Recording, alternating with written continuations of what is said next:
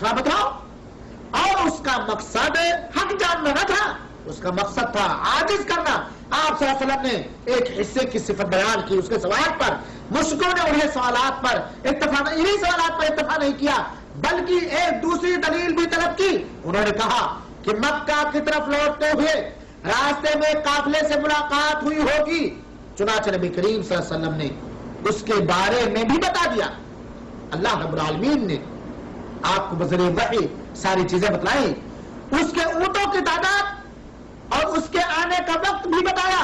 رسول اکرم صلی اللہ علیہ وسلم نے جب ساری باتیں سچ سچ بیان کر دی لیکن کافر اپنے کفر و عناد اور اپنے جھٹلانے پر ڈٹے رہے، اپنے جھٹلانے پر ڈٹے رہے. یہ بھی بیان کیا جاتا ہے کہ جب بیت المقدس کے سلسلے میں سوالات کافروں کی جانب سے ہوئے تو اللہ رب العالمین نے پورا راستہ کھول دیا بیت المقدس تک. وہ اللہ کے رسول کے سامنے وہ چیز تھی اور اللہ کے رسول کے سوالات کے جوابات دے کر کے بیان کر رہے تھے. معراج کی صبح جبریل علیہ السلام تشریف لائے. نبی کریم صلی اللہ علیہ وسلم کو صلاۃ پنج وقتہ کی کیفیت اور ان کے اوقات سکھائے. اس سے پہلے صلاۃ صرف صبح میں 2 رکعت اور شام میں 2 رکعت تھی. کہا جاتا ہے کہ اس واقعے کی تصدیق کی بنا پر حضرت ابوبکر صدیق رضی اللہ تعالیٰ عنہ کو صدیق کا لقب ملا، اس لیے کہ جیسے ہی ان کے کانوں سے بات ٹکرائی اور جا کر کے کافروں نے کہا لو تمہارا ساتھی کہہ رہا ہے میں نے بیت المقدس کا سیر کیا رات کے اندر اور آسمان پہ میں گیا رات کے اندر اسراء معراج ہوئی. اللہ حضرت ابوبکر نے کہا اگر ہمارے ساتھی نے کہا ہے تو میں اس کی تصدیق کرتا ہوں، وہ جھوٹ نہیں بول سکتے ہیں. اور اسی واقعے کی تصدیق کرنے کی وجہ سے حضرت ابوبکر رضی اللہ تعالیٰ عنہ کو صدیق کا لقب ملا. یہ سارے معجزات اور سارے کرشمے دیکھنا اور سننے کے باوجود بھی کفار مکہ کا ظلم و جور گھٹنے کے بجائے دن بدن بڑھتا ہی جا رہا تھا. جو اسلام کو ترقی مل رہی تھی، لوگ اسلام کو قبول کر رہے تھے، لوگ اپنے رب کی توحید کو قبول کر رہے تھے، شرک سے بت پرستی سے توبہ کر رہے تھے، اتنا ہی کفار مکہ کا غیظ و غضب بھڑکتا جا رہا تھا، تیز ہوتا جا رہا تھا. چنانچہ بیعت عقبہ اولیٰ کا معاملہ بھی پیش آیا. جب نبی کریم صلی اللہ علیہ وسلم نے دیکھا کہ قریش حق سے نفرت کا اپنا شیوا بنائے ہوئے ہیں تو آپ نے مکہ آنے والوں پر اپنی دعوتی توجہ مرکوز کر دی کہ جو بھی مکہ کے اندر آئے ہم اس کو اسلام کی اور توحید کی دعوت دیں. آپ لوگوں سے ان کے خیموں میں، آپ لوگوں سے ان کے رہائش گاہوں میں ملاقات کرتے، ان کے اوپر اسلام پیش کرتے اور اسلام کو ظاہر کرتے. آپ کا چچا ابو لہب بھی آپ کے پیچھے لگا رہتا. جس خیمے میں جاتے، جس رہائش گاہ میں جاتے، یہ کمینہ ابو لہب اس کے پیچھے اللہ کے رسول کے پیچھے جاتا رہا.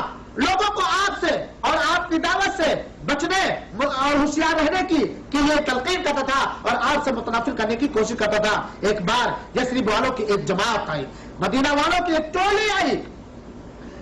آپ نے انہیں دعوت دی اور آپ نے انہیں دعوت دینے کے بعد ان لوگوں سے بڑے غور سے سنا اور آپ پر ایمان. ان لوگوں نے جب آپ نے دعوت دی تو ان لوگوں نے رسول اکرم صلی اللہ علیہ وسلم کی بات بہت ہی غور و خوض سے سنا اور آپ پر ایمان لائے اور آپ کی اتباع کرنے کا ان لوگوں نے فیصلہ کر لیا. یقیناً اسلام کی دعوت وہ دعوت ہے کہ جس کے بارے میں اللہ رب العالمین بھلائی کا ارادہ کرتا ہے اسے اس دعوت کو قبول کرنے کے لیے اس کے سینے کو. ایک بار یثرب والوں کی ایک جماعت آئی، مدینہ والوں کی ایک ٹولی آئی. آپ نے انہیں دعوت دی اور آپ نے انہیں دعوت دینے کے بعد ان لوگوں سے بڑے غور سے سنا اور آپ پر ایمان. ان لوگوں نے جب آپ نے دعوت دی تو ان لوگوں نے رسول اکرم صلی اللہ علیہ وسلم کی بات بہت ہی غور و خوض سے سنا اور آپ پر ایمان لائے اور آپ کی اتباع کرنے کا ان لوگوں نے فیصلہ کر لیا. یقیناً اسلام کی دعوت وہ دعوت ہے کہ جس کے بارے میں اللہ رب العالمین بھلائی کا ارادہ کرتا ہے اسے اس دعوت کو قبول کرنے کے لیے اس کے سینے کو کھول دیا کرتا ہے. یثرب والے یہودیوں سے بات سنا کرتے تھے کہ ایک نبی کا آمد کا زمانہ قریب ہے. چنانچہ جب آپ صلی اللہ علیہ وسلم نے اپنی دعوت دی تو انہیں یقین ہو گیا. وہ جانتے تھے کہ نبی کے جب آنے کا زمانہ قریب ہے. آپ نے جب اپنی دعوت دی تو انہیں یقین ہو گیا کہ وہی نبی ہے جن کا یہود ذکر کیا کرتے تھے. ان لوگوں نے اسلام قبول کرنے کے لیے اس سلسلے میں جلدی کی کہ کہیں ایسا نہ ہو یہود اس سے آگے بڑھ جائیں. یہ چھ خوش نصیب اور خوش قسمت لوگ تھے. یہ واقعہ نبوت کے 11ویں سال کے موسم حج کا ہے. انہوں نے رسول اکرم صلی اللہ علیہ وسلم وعدہ کیا کہ وہ آپ کا پیغام اپنی قوم تک پہنچائیں گے. اگلے سال सन 12 नबवी में 12 आदमी रसूल अकरम सल्लल्लाहु अलैहि वसल्लम के पास आए, रसूल अकरम सल्लल्लाहु अलैहि वसल्लम के साथ इकट्ठा हुए, आपने उसे इस्लाम सिखाया। जब वो यसरिब यानी मदीना वापस लौटने लगे तो आप सल्लल्लाहु अलैहि वसल्लम ने कुरान की तालीम देने के लिए और दिन अहकामात सिखाने के लिए उनके साथ हज़रत मुसअब बिन उमैर रज़ी अल्लाह तआला अन्हु को भी भेज दिया। ये इस्लाम के सबसे पहले सफीर है, इस्लाम के सबसे पहले सफीर हज़रत मुसअब बिन उमैर रज़ी अल्लाह तआला अन्हु है। मुसअब इस्लाम के सबसे पहले सफीर और सबसे पहले टीचर और मुअल्लिम और उस्ताद है। मुसअब बिन उमैर रज़ी अल्लाह तआला अन्हु ने मदीने के माशरे में अपना एक अच्छा असर डाला, अपने एक अच्छी साख्त बनाई, अपना एक अच्छा असर डाला जिससे लोग मुतासिर हुए। और फिर बाद में बैअत अक़बा सानिया भी पेश आया। चुनाचे नबूवत के 13वीं साल हज के मौसम में जुलाई सन 22 ईस्वी मनासिक हज की अदायगी के खातिर यसरब से मदीना से तकरीबन 73 मर्द और 2 औरतें हाजिर हुए। जब वो मक्का पहुंचे तो उनके और नबी करीम सल्लल्लाहु अलैहि वसल्लम के दरमियान खुफिया राबता हुआ और खुफिया राबता के जरिए इस बात पर इत्तेफाक हुआ कि दोनों फरीक मिना में जबरे उक़बा, मिना में जबरे उला जहां पर है अक़बा के पास वाली घाटी में अय्याम तशरीक के दरमियानी दिन यानी ज़ुल्हिज्जा की 12 तारीख को इकट्ठा हो, ये खुफिया तौर पर ये बात तय पाई अल्लाह के रसूल के दरमियान और इन 73 लोगों के दरमियान कि जबरे उला के पास 12वीं तारीख को सारे के सारे इकट्ठा हुए। इस बात पर इत्तेफाक हुआ कि मुलाकात रात के अंधेरों में इंतहाई खुफिया तौर पर होगी, रात के अंधेरों में आएंगे, किसी को पता न चले, किसी को खबर न लग जाए और बहुत ही चुपके चुपके होगी। नबी करीम सल्लल्लाहु अलैहि वसल्लम उनके साथ इकट्ठा हुए। उन लोगों ने आपसे इस बात पर मुआहदा किया, उन लोगों ने जो 73 लोग आए थे उन लोगों ने आपसे इस बात पर मुआहदा किया कि वो आपकी और आपके दीन की मदद करेंगे, आपका काम लेकर खड़े होंगे। इस पर बैअत हुई और वो मदीना वापस लौटे। यह मुनासिब होगा कि जिस बात पर बैअत अक़बा सानिया हुई या बैअत के अंदर जो दफात रखे गए वो बयान कर दिया जाए। इमाम अहमद बिन हंबल रहमतुल्लाह अलैह ने जाबिर रज़ियल्लाहु अन्हु से तफसील के साथ रवायत जिक्र की है, जहां हज़रत जाबिर रज़ियल्लाहु अन्हु कहते हैं कि हमने कहा ऐ अल्लाह के रसूल किस बात पर हम आपसे बयात करेंगे? आपने फरमाया नंबर 1 चुस्ती और सुस्ती हर हाल में बात सुनोगे और मानोगे, चुस्ती और सुस्ती हर हाल में बात सुनोगे मानोगे। नंबर 2 तंगी और खुशहाली हर हाल में माल खर्च करोगे। नंबर 3 भलाई का हुक्म दोगे, बुराई से रोकोगे। नंबर 4 अल्लाह के लिए हक कहोगे, अल्लाह के लिए हक कहोगे, इस बारे में किसी की मलामत करने वाले की परवाह न करोगे। नंबर 5 जब मैं तुम्हारे पास आ जाऊंगा तुम मेरी मदद करोगे और जिस चीज से अपनी जान अपने अहल अयाल की हिफाजत करते हो उससे मेरी हिफाजत करोगे, उसके एवज तुम्हारी जन्नत होगी। मेरे भाइयों साथियों, इस बैअत जो अल्लाह के रसूल बैअत दे रहे हैं इसके अंदर जो पॉइंट रखा गया है, जो दफात रखे गए हैं, जरा देखिए कितने प्यारे और इस्लाम और मुसलमानों के लिए कितने प्यारे दफात रखे गए। आज भी बहुत सारी जाली बैअतें हमारे मुल्कों के अंदर राइज है। उन बैअतों में पीर मुरीद क्या बैअत लेता है, ना वहां अल्लाह के हक की अदायगी की बैअत होती है, ना भलाई को हुक्म देने की बैअत होती है, और ऐसे अंदाज से बैअत लेती है जिसका शरई कोई हैसियत ही नहीं है, वो इस मौके पर उसको छेड़ा नहीं जा सकता। बहरहाल जब बैअत मुकम्मल हो गई तो रसूल अकरम सल्लल्लाहु अलैहि वसल्लम ने उनसे 12 नकीब मुंतखब करने का मुतालबा किया कि 12 मानीटर 12 पेशवा 12 नकीब मुतय्यन कर दिया जाए जो इस बैअत के दफआत के नाफिज करने में जिम्मेदार होंगे। आप 12 आदमी दीजिए जो इस बैअत के जो पॉइंट रखे गए हैं, दफात रखे गए हैं, इसके नाफिज करके रहेंगे। फौरन उनका इंतखाब हुआ और उनमें से 3 कबीले औस के थे और 9 कबीले खजरज के थे। अब आपका ये तीसरा सबक खत्म हुआ और इंशाअल्लाह अज़ीज अगली नशिश में हम चौथे दर्स की तशरीह आपके सामने करेंगे।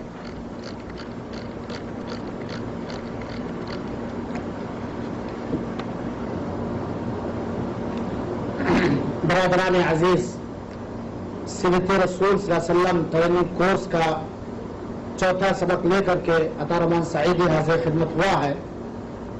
इस चौथे सबक में इंशाअल्लाह अज़ीज दावत का नया मरकज दारुल नदवा में पार्लियामेंट की बहस نبی کریم صلی اللہ علیہ وسلم کی ہجرت، مسجد قباء میں رسول اکرم صلی اللہ علیہ وسلم کا پہنچنا یا قباء میں مسجد نبوی کی تعمیر اور مسلمانوں کے درمیان بھائی چارگی، ان ذیلی عنوان پر مختصر انداز سے گفتگو کی جائے گی۔ سب سے پہلے ہم آپ کو دعوت کا نیا سینٹر یا دعوت کا نیا مرکز کہاں پر اور کس جگہ بنایا گیا اس کے سلسلے میں ہم آپ کو بتانا چاہتے ہیں۔ ابھی آپ کو بیعت عقبہ اولیٰ اور بیعت عقبہ ثانیہ کے بارے میں بتلایا جا چکا ہے۔ جب دوسری بیعت مکمل ہو گئی اور اسلام کفر و جہالت کے صحرا میں اپنا ایک وطن بنانے میں کامیاب ہو گیا، اسلام کے لیے اپنی دعوت کے آغاز کے بعد، اسی وقت اسلام کے لیے اپنی دعوت کے آغاز کے بعد سے اب تک کی ایک اہم کامیابی تھی۔ اس کے بعد رسول اکرم صلی اللہ علیہ وسلم نے مسلمانوں کو اس وطن کی طرف ہجرت کی اجازت دے دی جسے مدینہ منورہ کہا جاتا ہے۔ اس طرح مدینہ حق اور اہل حق کے لیے پرامن پرسکون پناہ گاہ بن گیا اور اس کی طرف مسلمانوں کی ہجرت شروع ہو گئی۔ البتہ قریش نے اس ہجرت سے مسلمانوں کو روکنے کا عزم کیا، چنانچہ بعض ہجرت کرنے والوں کو قسم قسم کی تکلیفیں اور قسم قسم کی ایذا دی گئی اور ہجرت کرنے والوں کو مختلف انداز کی تکلیفوں کا سامنا کرنا پڑا۔ مسلمان قریش کے دل سے چھپ چھپا کر کے چپکے خفیہ طور پر ہجرت کیا کرتے تھے۔ سب سے پہلے مدینہ ہجرت کرنے والے حضرت ابو سلمہ رضی اللہ تعالیٰ عنہ ہیں۔ عمر کی ہجرت، حضرت عمر کی ہجرت کی بہادری اور چیلنج کا نمونہ سننے اور جاننے کے لائق ہے۔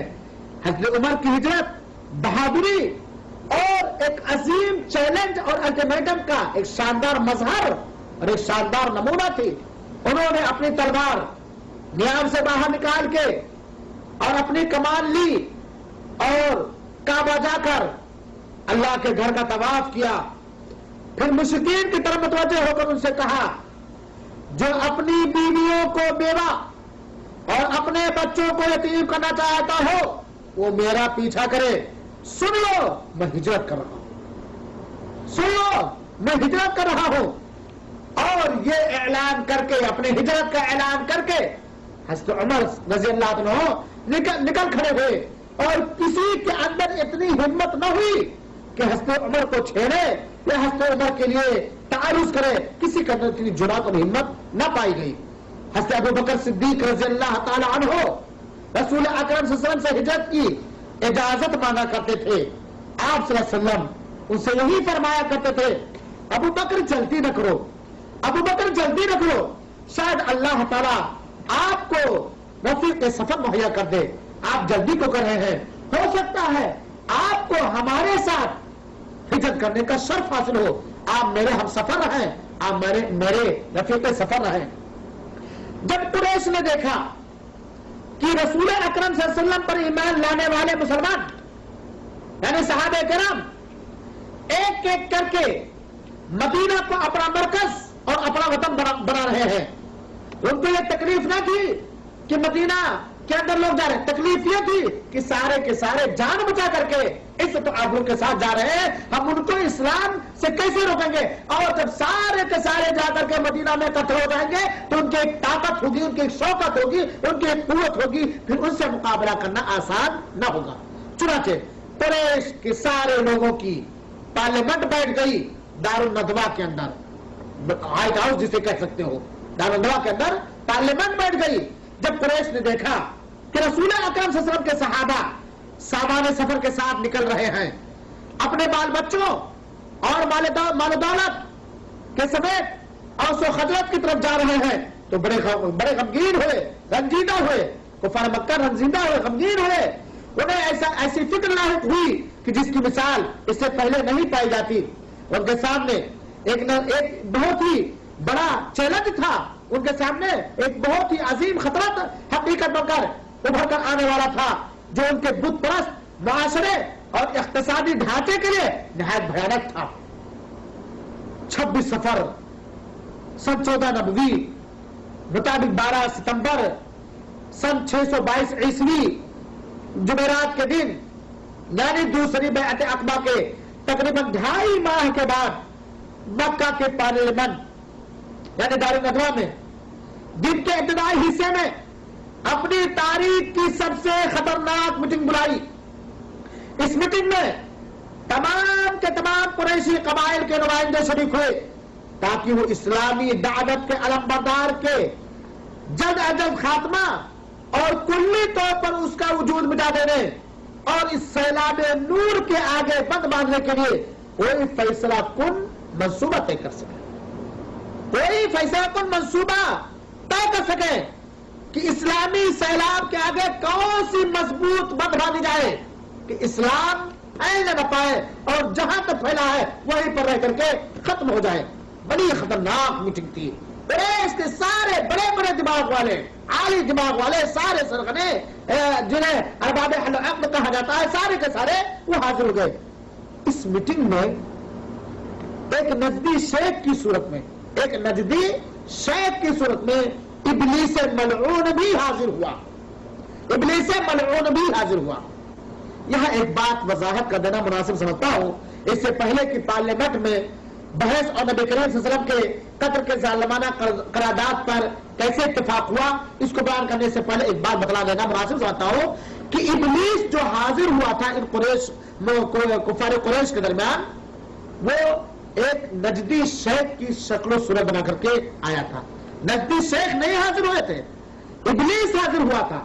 लेकिन यह सवाल पैदा होता है कि इब्लीस ने नजदी शेख का रूप क्यों अख्तियार किया? इसलिए कि इब्लीस जानता था कि नजद के शेख या नजद के मशाइख ये बावकार माने जाते हैं, चालाक और होशियार माने जाते हैं, साहिब अक्ल खिरद माने जाते हैं। मुआशरे पर, समाज पर, कुफारे कुरैश पर इनका एक असर है, इनका एक रसूख है, इनकी एक अहमियत और इनका एक मर्तबा है। इनके शक्ल सूरत में जब जाएंगे तो जो भी मशवरा हम देंगे हमारा मशवरा कबूल कर लिया जाएगा। वो नजदी शेख का कोई नजद का कोई शेख नहीं था जो आज इस्लामी दावत के दुश्मनों ने मोहम्मद बिन अब्दुल वहाब और बहुत सारे नजदी मशाइख पर ये तोहमतें बांधी हैं कि रसूल के कत्ल में एक नजदी शेख भी मौजूद था। तौबा तौबा। नजदी शेख की शक्ल सूरत में इब्लीस आया था और उसने शेख नजदी की शक्ल सूरत को अख्तियार की थी। उसकी भी वजह हमने बतलाई। सारे के सारे जालिम इकट्ठा हो गए, तमाम तजावीज और इलाज पेश किए गए कि क्या किया जाए, कैसे किया जाए। देर तक बहस चलती रही पार्लियामेंट के अंदर, दारुल नदवा के अंदर। आखिर में नबी करीम सल्लल्लाहु अलैहि वसल्लम के कत्ल पर इत्तेफाक हुआ। आखिर में सारे लोगों का इसी बात पर इत्तेफाक हुआ कि इस्लाम के चिराग को गुल कर दिया जाए, इस्लाम के चिराग को बुझा दिया जाए। ना रहे बांस ना बजे बांसुरी। अगर मोहम्मद मौजूद है सल्लल्लाहु अलैहि वसल्लम तो इस्लाम फैलता जाएगा, लोग मुसलमान होते जाएंगे। लिहाजा मोहम्मद ही का खात्मा कर दो और इस मोहम्मद के खात्मे से इस्लाम का खात्मा हो जाने वाला है। वो जाहिल थे, नहीं समझते थे कि इस्लाम अल्लाह का मुंतखब दीन था। अल्लाह ताला अपने दीन की हिफाजत करता है, अल्लाह ताला अपने दीन के आलमबरदारों की हिफाजत करता है, अपने दीन के आलमबरदारों की हिफाजत करता है, अपने दीन के तबलीग करने वालों की हिफाजत करता है। चुनांचे सारे के सारा का इत्तेफाक इसी पर हुआ कि मोहम्मद सल्लल्लाहु अलैहि वसल्लम का कत्ल कर दिया जाए। अबू जहल ने कहा, मेरी राय यह है कि हम अपने हर कबीले के एक मजबूत जवान को तलवार दें। अबू जहल ने कहा, हमारी राय यह है कि अपने कबीले के एक मजबूत से मजबूत नौजवान को तलवार दें और वो मोहम्मद सल्लल्लाहु अलैहि वसल्लम को घेर ले और एक साथ वार करें। सारे के सारे हर कबीले के नौजवान एक साथ रसूल अकरम सल्लल्लाहु अलैहि वसल्लम पर वार करें ताकि आपका खून तमाम कबाइल पर बांट दिया जाए, किसी एक को दिया न जाए। और लोगों ने बहुत सारे मशवरे दिए थे, लेकिन अबू जहल का मशवरा था कि कत्ल किया जाए। नजदी शेख की शक्ल सूरत इख्तियार करके जो इब्लीस बैठा हुआ था, सबके मशवरों की तदबीर करता गया, सबकी बात कर रही है, कौन सी बात है, ये कौन सी बात है, ये कौन सी बात है। लेकिन जब अबू जहल का मशवरा, जो रसूल अकरम सल्लल्लाहु अलैहि वसल्लम के कत्ल का मशवरा था, उसने सुना तो कहा, बात तो इस मर्द की बात है, बात तो इस मर्द की बात है, राय इसे कहते हैं, इसके मुकाबले में दूसरी रायों की कोई हैसियत नहीं है। ابو جہل نے جو قتل کا مشورہ دیا ہے یہ سب سے بہترین اور سب سے مضبوط مشورہ ہے، اس پر عمل کر کے تم اپنے مقصد میں کامیاب ہو سکتے ہو۔ مکہ کے پارلیمنٹ میں مجرمانہ تجویز کو باتفاق رائے منظور کر لیا گیا اور اس فیصلے کی فوری تنفیذ کے پختہ ارادے کے ساتھ تمام نمائندے اپنے اپنے گھروں کو واپس لوٹے۔ جتنے اس میٹنگ میں شریک تھے سارے کے سارے اپنے گھر واپس آئے کہ جتنی جلدی ہو سکے محمد صلی اللہ علیہ وسلم کا قتل کر دیا جائے۔ اللہ کے رسول اکرم صلی اللہ علیہ وسلم جو مکہ وطن کے اندر پیدا ہوئے تھے، بہت ساری ماضی کی یادیں رسول کائنات صلی اللہ علیہ وسلم کی مکہ سے وابستہ تھی، لیکن مکہ کے ظالم باشندے، مکہ کے بے رحم بھیڑیے اور مکہ کے مشرک اور کفار رسول اکرم صلی اللہ علیہ وسلم کو مکہ میں رہنے نہ دیا، سکون کی زندگی گزارنے نہ دی۔ حالانکہ رسول اکرم صلی اللہ علیہ وسلم نے انسانیت سکھانے کے لیے آئے تھے، حالانکہ رسول اکرم صلی اللہ علیہ وسلم ان کو ان کے رب کی پہچان بتلانے کے لیے آئے تھے، حالانکہ رسول اکرم صلی اللہ علیہ وسلم ہزاروں کی عبادت سے روک کر ایک اللہ کی عبادت کی طرف دعوت دینے والے تھے، اسلام کی دعوت دینے والے تھے، جس کے اندر عدل و انصاف ہے، جس کے اندر اخلاق و معاملات کے اندر وہ سادگی اور وہ سچائی ہے جو کسی اور دین و دھرم کے اندر نہیں پائی جاتی ہے، جس کے اندر مساوات، بھائی چارگی، غمخواری اور بہت ساری صفات پائے جاتے ہیں۔ ایک دن آیا کہ رسول اکرم صلی اللہ علیہ وسلم بھی اپنے دلوں کے اندر مکہ کی بہت ساری محبتیں لیے ہوئے اور اپنے دل پر ہاتھ رکھتے ہوئے مکہ کو خیر بات کہہ دیا اور کہا، اے مکہ تو میرے نزدیک بہت عزیز و پیارا ہے، لیکن تیرے ظالم بھیڑیے مجھے تیرے آغوش میں رہنے نہ دیتے۔ آئیے سنیں اللہ کے رسول اکرم صلی اللہ علیہ وسلم کی ہجرت کا واقعہ۔ اللہ تعالیٰ نے اپنے نبی کریم صلی اللہ علیہ وسلم کو اس سازش کی اطلاع دی جو دار الندوہ کے اندر لوگوں نے میٹنگ کی تھی، جو دار الندوہ کے اندر کفار قریش نے یا قریش کے سرغنوں نے جو اتفاق رائے کیا تھا کہ محمد صلی اللہ علیہ وسلم کو قتل کر دیا جائے، اللہ تعالیٰ نے اللہ کے رسول کی اس بات کی اطلاع دی۔ آپ صلی اللہ علیہ وسلم نے ابو بکر کے ساتھ ہجرت کرنے پر اتفاق کیا۔ نیز نبی کریم صلی اللہ علیہ وسلم نے حضرت علی بن ابی طالب سے کہا، آپ رات ہماری جگہ پر آج رات آپ ہماری جگہ پر سو رہے ہیں تاکہ اہل مکہ یہ سمجھتے رہیں کہ اب تک آپ اپنے گھر کے اندر موجود ہیں۔ آپ نے ادھر بتلایا کہ تمہیں کسی قسم کی تکلیف نہ ہوگی۔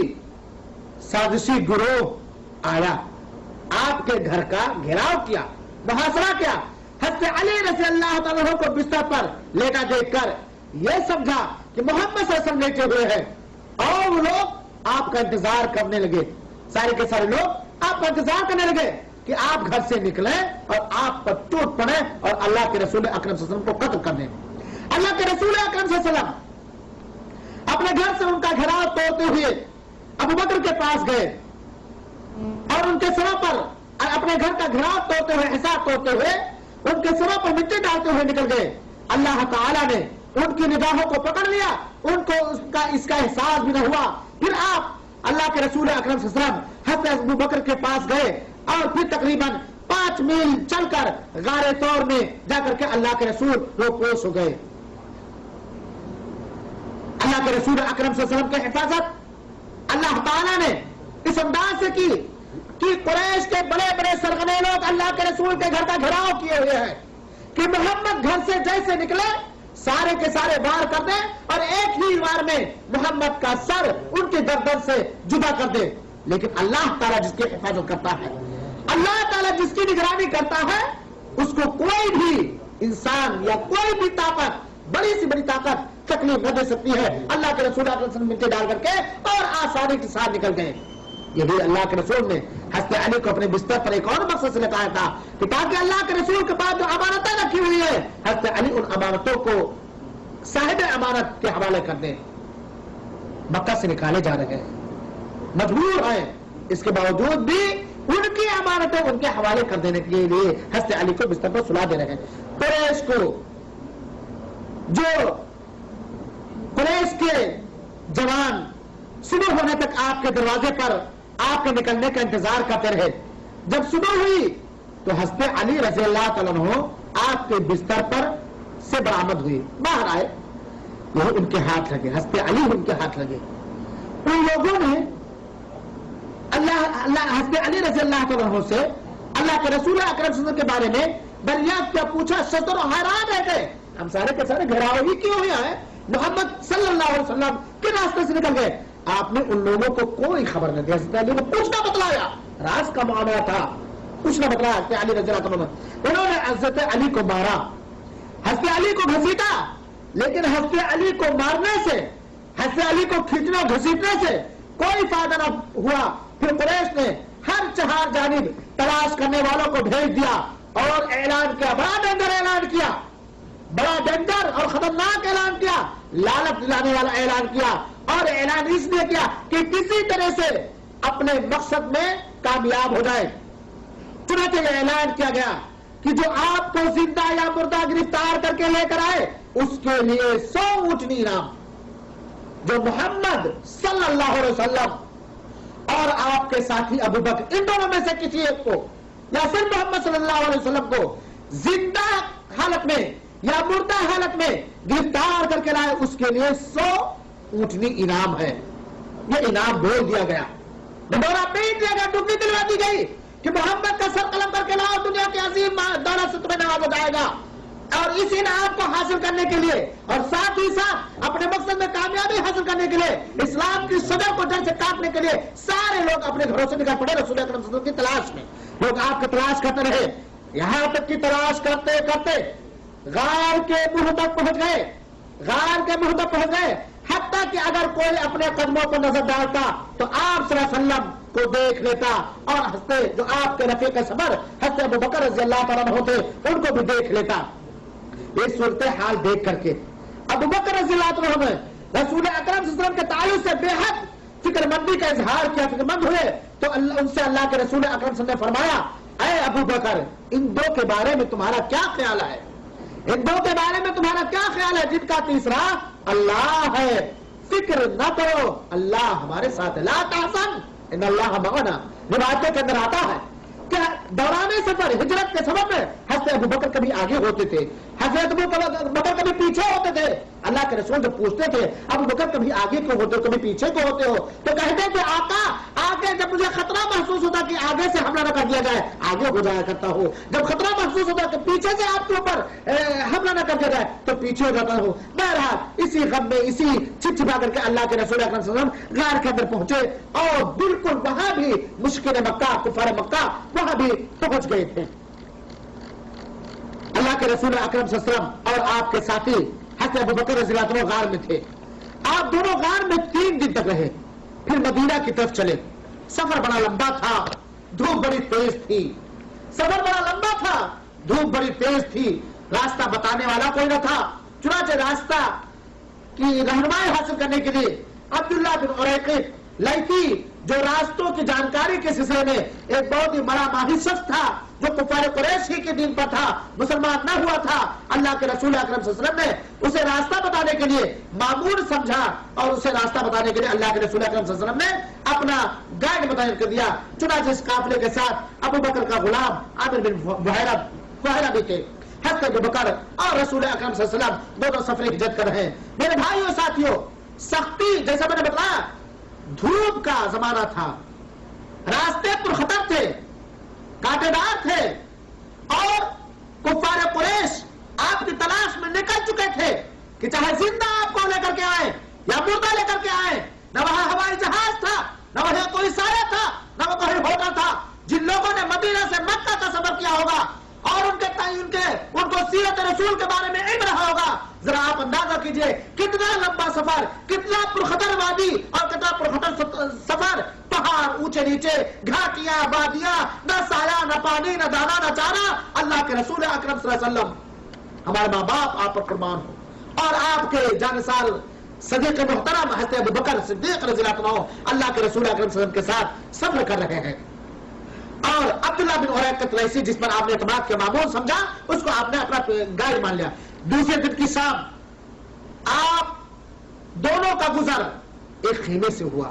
دوسرے دن کی جب شام ہوئی تو حضرت ابو بکر کا اور اللہ کے رسول اکرم صلی اللہ علیہ وسلم کا گزر ایک خیمے سے ہوا, جس میں ام معبد نامی ایک عورت تھی.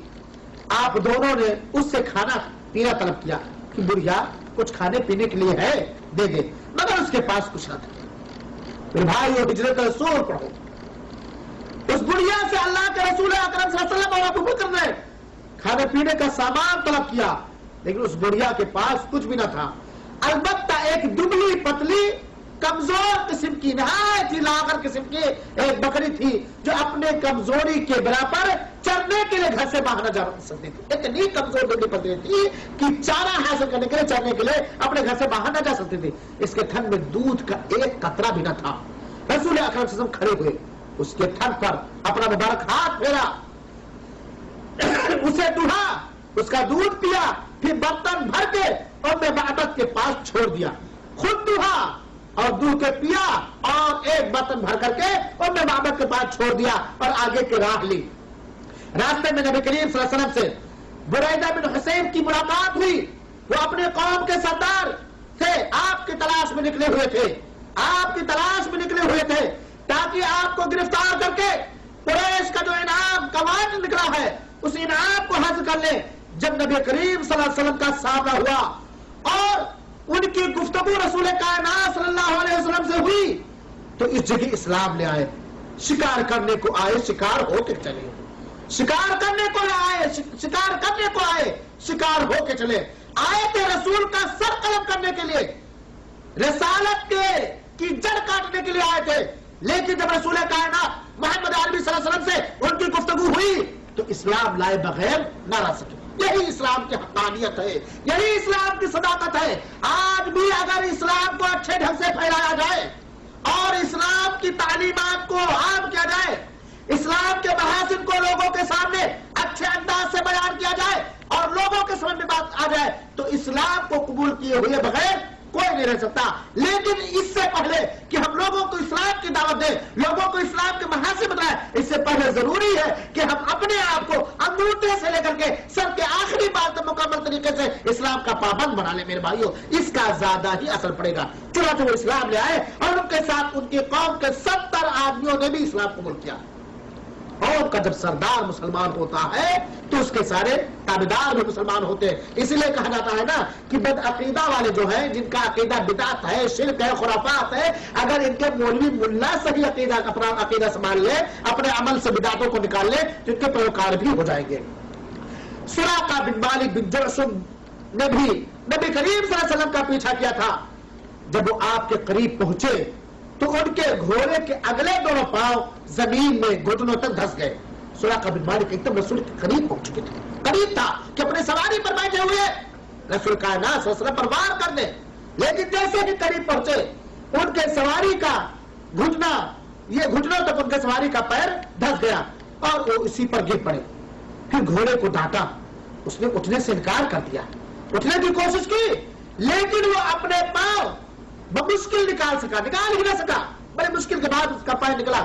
چنانچہ انہوں نے اللہ کے رسول اکرم صلی اللہ علیہ وسلم سے امان کے لیے آواز دی کہ ہمیں امان دے دیا جائے، ہمیں پناہ دے دیا جائے، اور تب جب پناہ ملنے کے بعد وہ ٹھہر گئے، رسول اکرم صلی اللہ علیہ وسلم نے ان سے کہا ہمارے متعلق رازداری برتنا۔ امان مانگا، اللہ کے رسول نے پناہ دے دیا، آئے تھے جان دشمن کو بھی اللہ کے رسول نے پناہ دے دیا، اور البتہ کہا تم واپس جا رہے ہو تو ہمارا اور آپ کے درمیان جو معاملات ہے یا جس جگہ پر مجھے دیکھ کے جا رہے ہو اس کو تم اپنے تک محدود رکھنا، راز کے اندر رکھنا۔ سراقہ بن مالک رضی اللہ تعالیٰ عنہ نبی کریم صلی اللہ علیہ وسلم سے پروانہ امن لے کر واپس ہوئے، پروانہ امن لے کر کے واپس ہوئے، جس میں ان کے لیے چمڑے کے ایک ٹکڑے پر عامر بن فہرہ نے لکھ کر دیا تھا یہ پروانہ۔ سراقہ واپس ہوتے ہوئے لوگوں کو نبی کریم صلی اللہ علیہ وسلم کی تلاش میں پایا تو اسے کہنے لگے ادھر کی کھوج خبر لے چکا ہوں، لوگوں کا رخ پھیرنے کے لیے جو بھی ملتا اور ارادہ اس کا یہ ہوتا کہ محمد صلی اللہ علیہ وسلم کو تلاش کرے، کہتے بھائی ادھر مت جاؤ، ادھر کی کھوج خبر لے چکا ہوں، ادھر دور دور تک رسول اکرم صلی اللہ علیہ وسلم کو محمد کا پتہ نہیں چل رہا ہے، تاکہ ان کا رخ پھیر دے، اس لیے کہ دل کے اندر اسلام گھر کر چکا تھا، دل کے اندر اسلام کی شعائیں ان کے دلوں کو منور کر رہی تھی، اسلام کی بھینی بھینی روشنی، منور روشنی ان کے دلوں کو چھید رہی تھی، پہنچ رہی تھی۔ چنانچہ ہوا یہی کہ یہاں تمہارا کام ہو چکا ہے۔ یہ شخص جو دن کے شروع میں، یہ سراقہ بن مالک بن جعشم جو دن کے شروع میں ان کے خلاف کوشش کر رہا تھا، شام ہوتے ہوئے محافظ، نگراں، پاسبان اور بانگان ہو گیا اور اسلام قبول کر لیا۔ یہی سراقہ بن مالک بن جوشم کو رضی اللہ تعالیٰ عنہ کا لقب ملا. اللہ کے رسول اکرم صلی اللہ علیہ وسلم اپنے ساتھی حضرت ابو بکر کے ساتھ قباء میں تشریف لائے.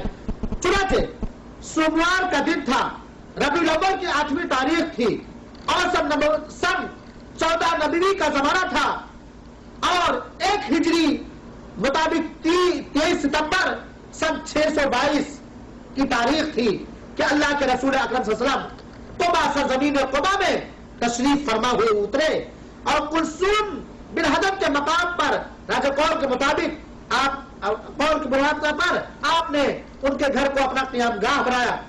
اہل مدینہ کے باشندے اللہ کے رسول اکرم صلی اللہ علیہ وسلم کی آمد کا انتظار کر رہے تھے، بڑی بے چینی کے ساتھ انتظار کر رہے تھے، اس لیے کہ بیعتیں ہو چکی تھی، آپ کی دعوت مدینہ کے اندر پہنچ چکی تھی، آپ پر فریفتہ ہونے والے ایک نہیں کئی لوگ اللہ کے رسول اکرم صلی اللہ علیہ وسلم پر فریفتہ ہونے والے تیار تھے. اللہ کے رسول اکرم صلی اللہ علیہ وسلم کی آمد کی بھی اطلاع ہو چکی تھی، آپ کی آمد کا انتظار کرتے، روز مدینہ سے باہر نکل کر آپ صلی اللہ علیہ وسلم کی راہ دیکھتے. جب آپ پہنچے لوگ آپ کی طرف خوش مرحبا کہتے ہوئے دوڑ پڑے. کیسے نہ دوڑ پڑے، رسول ان کے گھر آیا ہوا ہے، وہ ذات اتر آئی پہنچ گئی ان کے گھر میں جس سے ملاقات کے لیے، جس سے فیض حاصل کرنے کے لیے، جن کی تعلیمات حاصل کرنے کے لیے بہت سارے پریشان تھے. مرحبا کہتے ہوئے دوڑ پڑے. آپ قباء میں 4 دن تک ٹھہرے.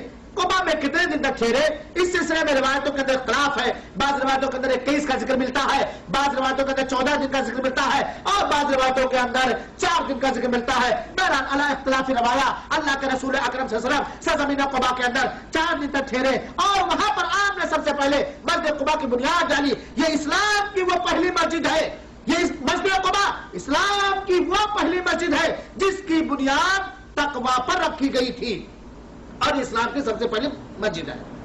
اس مسجد کے فضیلت کے بارے میں رسول اکرم صلی اللہ علیہ وسلم نے فرمایا ہے جو آدمی اپنے گھر سے وضو کر کے جائے اور قباء کے مسجد میں 2 رکعت نماز پڑھے تو اس کو 1 عمرے کے برابر ثواب ملتا ہے. جب 5واں دن یعنی جمعہ کا دن ہوا، 5واں دن ہوا، جمعہ کا دن ہوا تو آپ صلی اللہ علیہ وسلم اللہ کے حکم سے سوار ہوئے اور حضرت ابو بکر رضی اللہ عنہ آپ کے پیچھے سوار تھے. آپ نے اپنے ماموں بنو نجار کے لوگوں کے پاس اپنی آمد کا پیغام بھیج دیا، اپنے آمد کا پیغام بھیج دیا. وہ لوگ تلواریں لٹکائے ہوئے آئے. آپ ان شمشیر برداروں کے گھر میں مدینہ کی طرف بڑھے. بنو سالم بن عوف کے قبیلہ میں جمعہ کا وقت ہو گیا، قبیلہ بنو سالم میں جمعہ کا وقت ہو گیا. چنانچہ وادی میں آپ نے ان کو جمعہ کی نماز پڑھائی. تقریباً اس جمعہ کی نماز میں 100 لوگ شریک تھے. قباء سے جب اللہ کے رسول مدینہ کے لیے نکلے تھے تو راستے ہی میں جمعہ کا وقت ہو گیا.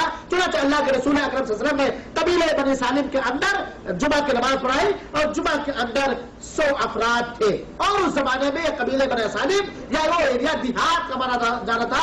اللہ کے رسول اکرم صلی اللہ علیہ وسلم نے سب سے پہلے جمعہ کی نماز دیہات کے اندر پڑھائی. آئیے دیکھا جائے کہ رسول اکرم صلی اللہ علیہ وسلم کا داخلہ مدینہ کے اندر کس پرتپاک انداز میں ہوا. جمعہ کے بعد نبی کریم صلی اللہ علیہ وسلم تشریف لے چلے شہر مدینہ میں جس کا نام پہلے یثرب تھا. آپ داخل ہو گئے اور اسی دن سے اس کا نام شہر رسول مدینۃ الرسول پڑ گیا. شہر رسول مدینۃ الرسول پڑ گیا. انصار کے بہت سارے لوگوں نے کوشش کی کہ رسول کائنات صلی اللہ علیہ وسلم کی ضیافت کا شرف انہیں حاصل ہو اور نبی کریم صلی اللہ علیہ وسلم کی مہمانی کی عزت پا کر کامیاب ہو جائے. اس لیے وہ آپ کی اٹھنے کی نکیلیں پکڑ لیا کرتے تھے، آپ کی اٹھنے کے لگام پکڑ لیا کرتے تھے. لیکن اللہ کے رسول اکرم صلی اللہ علیہ وسلم ان کا شکریہ ادا کر کے کہتے تھے کہ چھوڑ دو، یہ معمول ہے، اللہ رب العالمین کی طرف سے اسے حکم دیا گیا ہے، اللہ کا جہاں حکم ہوگا وہیں پر ہماری یہ سواری بڑھے گی. چنانچہ وہ اٹھی جا کر کے حضرت ابو ایوب انصاری رضی اللہ عنہ کے گھر کے سامنے بیٹھی اور پھر تھوڑی دور اٹھی اور جا کر کے اس جگہ بیٹھی جہاں پر اللہ کے رسول اکرم صلی اللہ علیہ وسلم نے مسجد نبوی کی بنیاد ڈالی. اور پھر اللہ کے رسول اکرم صلی اللہ علیہ وسلم حضرت ابو ایوب انصاری رضی اللہ عنہ کے مہمان ٹھہرے.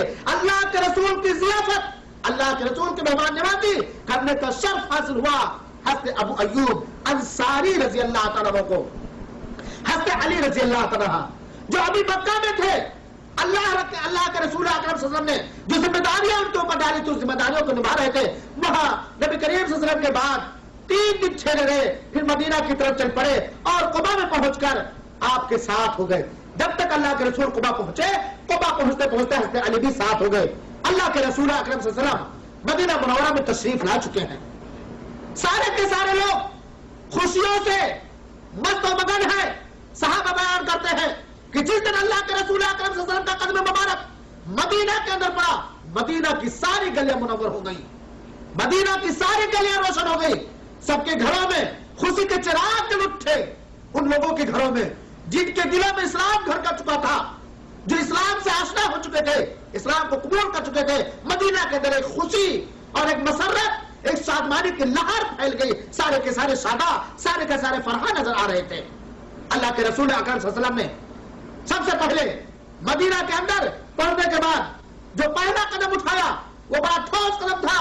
وہ مسجد نبوی کی تعمیر تھی، تاکہ ایک مسجد کی تعمیر کر کے لوگوں کو اکٹھا کیا جائے. اللہ کے رسول جہاں بھی گئے سب سے پہلے مسجد کی تعمیر انہوں نے رکھی، اور اس وجہ سے کہ یہی مسجد لوگوں کا مرکز بنے، یہی مسجد لوگوں کے لیے تعلیم گاہ بنے، یہی مسجد لوگوں کے لیے تربیت گاہ بنے، یہی پر جنگی تربیتیں دی جائے. اور اللہ کے رسول اکرم صلی اللہ علیہ وسلم نے سب سے پہلے مسجد کی تعمیر کی. مدینہ پہنچ کر نبی کریم صلی اللہ علیہ وسلم نے جو پہلا قدم اٹھایا تھا وہ مسجد نبوی کی تعمیر تھی.